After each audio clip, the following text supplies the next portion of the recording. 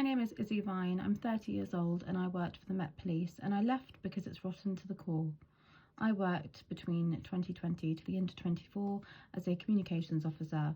I sat next to a colleague in 2023 who called a rape victim a slut, wished immigrants would fuck off back home, mimicked Sarah Everard's death into my ear whilst I was on a live 999 call, and followed my journey half home. I reported this, he was dismissed for gross misconduct, and he was sacked. 4 months later, I was notified that he'd appealed, he'd won, and he'd been rehired.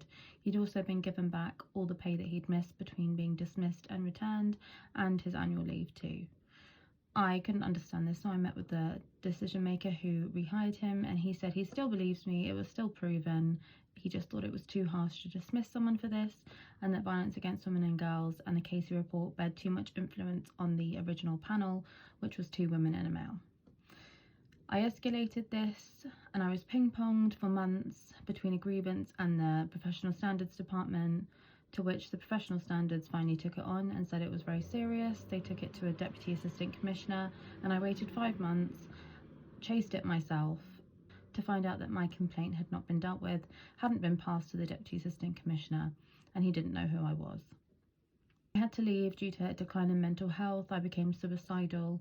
I was going to work after nearly crashing my car. I was begging to not be put on high-risk incidents because I was mentally unwell and I was suicidal, and it would be a risk to public safety and officer safety, but due to business needs, the Met trumped that and put me on it twice, so I had to leave.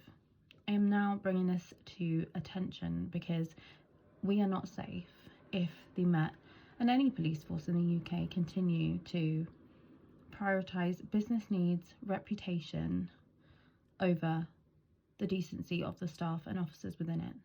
I'm calling for a public statutory inquiry into what went wrong in my case and why someone who has these harmful opinions and escalates into predatory behaviour is allowed to keep their job. We'll also look into any retaliation into whistleblowers, how independent the IOPC is, and much, much more that is needed.